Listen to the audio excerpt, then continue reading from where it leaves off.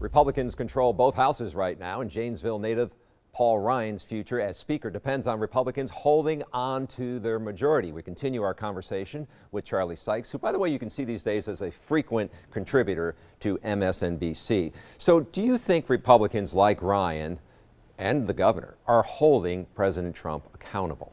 No, they're not, and I think that's part of the problem. There was, during the elections, we talked about it in the last segment, there was the binary choice. People said, okay, you know what, we have to stop a Hillary Clinton presidency, but once he's in power, we will hold him accountable. And that, by the way, that's true of the conservative media as well.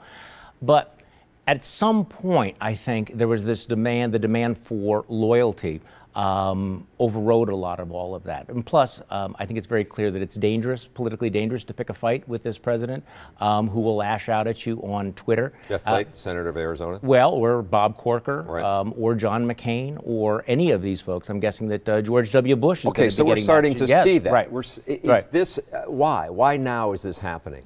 Well, see, when Bob Corker, who's the chairman of the Foreign Relations Committee, comes out and says, you know, this man is does not have the stability or the judgment, you know, that you want from the president, it might get us into World War III, that's an amazing moment. That really is. But even more amazing is the fact that he says almost everybody in Congress shares my view, but are not willing to speak out because the conservative base is still with Donald Trump, so it's still politically dangerous. But I do think it was an amazing, it was an important moment last week when you had two speeches, John McCain and former President George W. Bush. They didn't mention Donald Trump.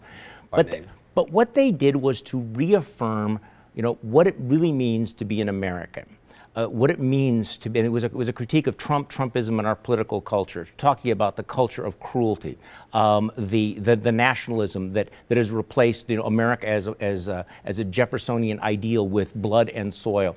So I do think what you're starting to see are these voices who are saying Donald Trump may control Republicanism right now, but he is not the only definition of either the conservative movement or the Republican Party. Now, so far, the only people who are speaking out are people who have nothing to lose. Okay. They're either at the end of their career or they're not running for re-election. But I think you're beginning to start to see this moment where you say, the direction that he's taking us is not who we really want to be. So what does this mean now? We're approaching all this talk about tax reform, right. Tax cuts. Yeah. Paul Ryan been out on front on that. He seems to be on the same page.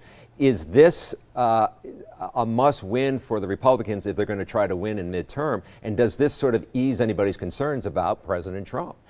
Yes, it is a must-win. It is important. This ought to be a gimme for Republicans. This is what Republicans do. They cut taxes. They reform taxes. Ronald Reagan did it. George Bush did it. So this should be the sweet spot. It's still going to be difficult, though, because it will add $1.5 trillion to the deficit. And I'm old enough to remember when guys like me would talk about, well, you know, the intergenerational transfer of wealth and why debt is bad. But this ought to be something that they succeed in doing. It will go a long way toward unifying the Republican Party, but these fissures are still there. They're underwater, and maybe once tax reform is done, other people will feel more willing to hold the president accountable for some of his behavior. We've talked about what you described as the right. We have not talked about the alt-right. Yes. Is that what's gaining forces here within the Republican Party? Well, the alt-right, I think, is still small. And let's be honest about it. The alt-right is a euphemism for white nationalism. And it has some really flaky folks in there. These are the neo-Nazis, these are the anti-Semites. These are the kinds of people that were expelled from the conservative movement by William F. Buckley back in the 1960s. But they have now come back in. Steve Bannon basically bragged that Breitbart was a forum, a platform for the alt-right. So as a result, they have been enabled, they have been empowered.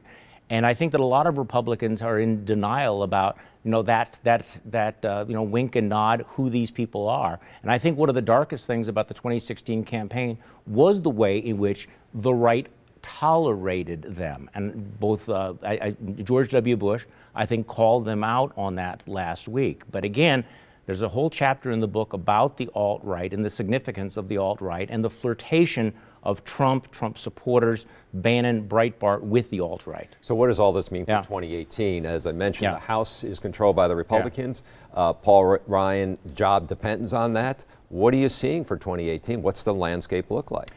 Absolutely unpredictable, just the way 2016 was unpredictable. Will the voters who turned out for Donald Trump, will they turn out for other candidates who are on the ballot? We don't know. Is Steve Bannon going to be a force of chaos? Is he going to? Yep. Yeah. We see him in Wisconsin. He's joined helping out in the Senate race. Yep. Do you think he'll play a role in?